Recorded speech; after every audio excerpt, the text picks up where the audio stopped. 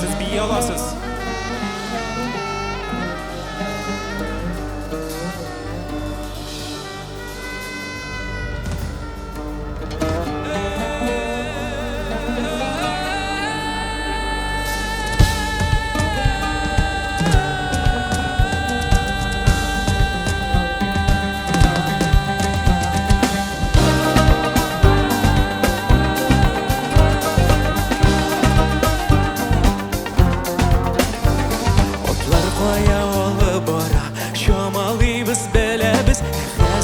Bora yolu doğru otta şilebiz duyakları şakma şağa şakma bulmayacak kızız biz bugün yaptık dünyada şilip yeri şağımız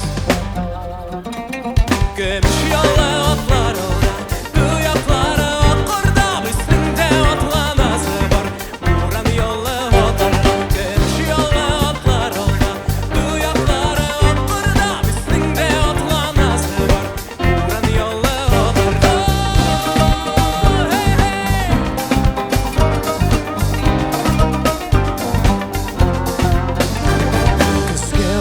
Yafraklardan yassar bezelle bize Mesele geçildire biz Altınlarga bul ise Duyaklardan ışkınışa Eğlene yıldızlarga Yıldız simit boldurabız Bizge karşı kızlarga Kıymış yolla otlar olda Duyakları okurda Üstünde otlanası var Buran yolla otlarga Kıymış yolla otlar olda Duyakları okurda Üstünde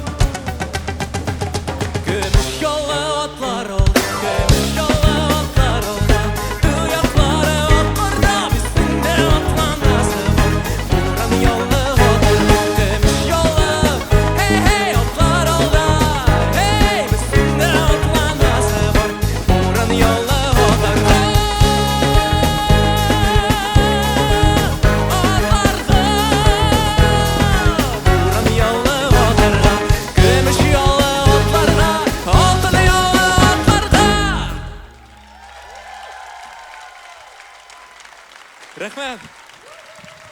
Dostlar, rahmet sizge. Rahmet Aydar, rahmet. Bu şiir Aydar için yazgan edim yani. Birge yaratasızmı siz? Mine ben birge big yaratam. Şunday bitirgen şiirlerde yazgan vakitte men bilseniz nişik idebiyim.